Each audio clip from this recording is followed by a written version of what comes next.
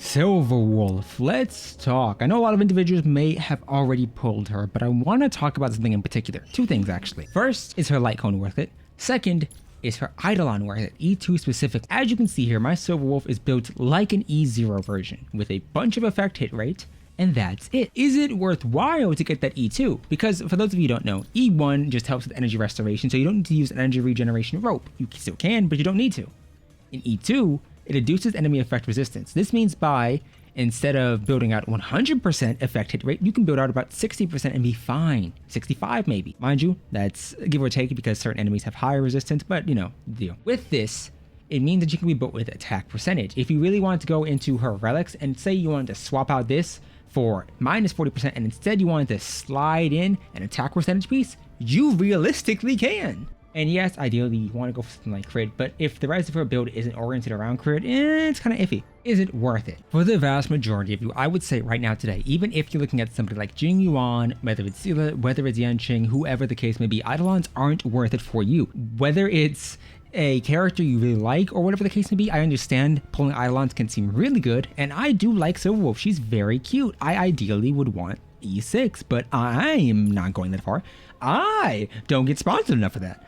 If we're talking about characters themselves, Eidolons can be a really good damage increase, and in my opinion, somebody like Zila does need more Eidolons, especially E2, if you really want to relatively easily get value out of this light cone. Don't get me wrong, she can get value out of it without it, but I think the Eidolon 2 does help a lot.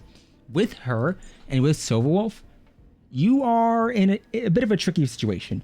Yes, the light cone itself gives break effect, not as much not as much effect hit rate as the free-to-play one, because at E5, or yeah, Super Imposition 5, it gives 40%, this gives 24%. It's kind of weird in my opinion. I do think that it's a good light cone. I like the design. You know why.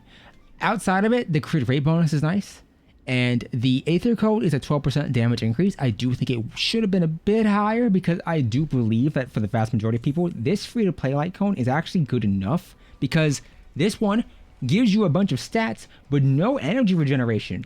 Energy regeneration is to this day the most rare and wanted stat, because there is no way to get it. You don't get energy recharge, you don't get energy generation bonus on your pieces. You get it from your characters. Ting Yun gives it, and that's why she's really great too. Don't get me wrong, she has other reasons, but there is, in my opinion, no reason as to why this 4 energy couldn't have been halved to 2 and then slid over here. Outside of that, if you're looking to apply her debuff from her ult every one turn, yes, this helps out a lot. Or every other turn, this helps out a lot.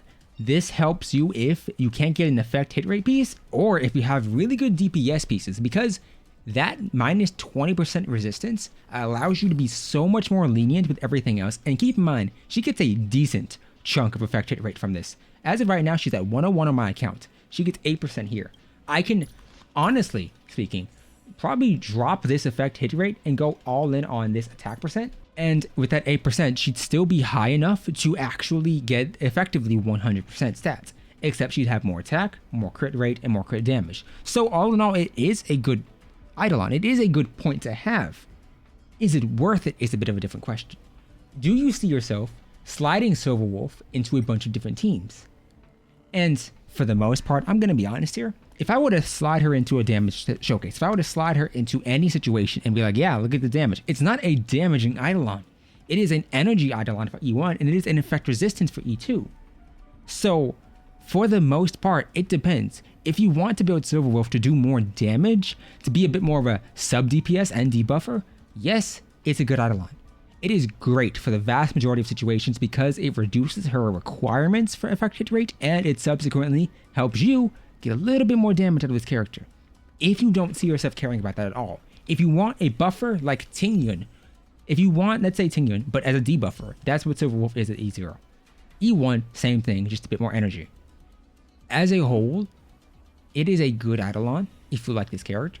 It is not necessary. It does not, in some way, shape, or form, change her light cone to make it God tier. It just makes it pretty much the exact same standard. She deals slightly more damage. Don't get me wrong, I think this, piled up with everything else here, does help her out a lot. I think the payload specifically, with that buff up to her skill, really pushes her. But outside of that, I don't think you need it. I got it because I like this character. I got it because my friend liked this character. I got it because at the end of the day, she's a great unit.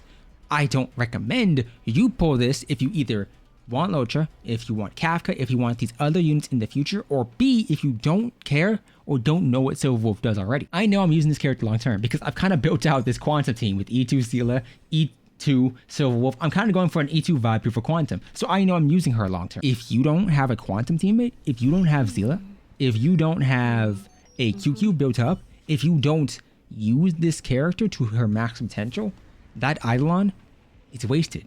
It's like Kazuha and Genshin Impact. If you don't use Kazuha, you don't need C2 Kazuha. You don't need extra Kazuhas to keep the character you don't use on the bench. With that being said, she's very cute.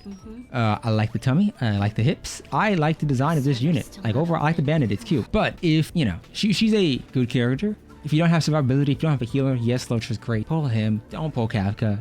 She has the personality of a cardboard box and a voice that sounds like Discount Yelan. Like, and she's just a reskin Yelan. She's blue Yelan. She's not even blue. She's red Yelan, but somehow messed up the vibe. Yelan. Ooh, whatever. Or you like. I just don't like some of the ones you want to pull. That's gonna be it for this one. If you are looking and subscribing to the channel, understand next week the content may be a bit difficult because I will have all 4 of my wisdom teeth pulled. So these videos right now may be a bit sporadic just because I'm recording them all on the same day. I apologize. Either way, good luck. If you post a go for Eidolons, I wish you the best of luck. It's really nice to have. It's nice to be able to build it for more attack. It's just not necessary, and it doesn't make her Lycone any better. If you want a Lycone, get it. It's cute. It's nice. She's hot. I'll see you next.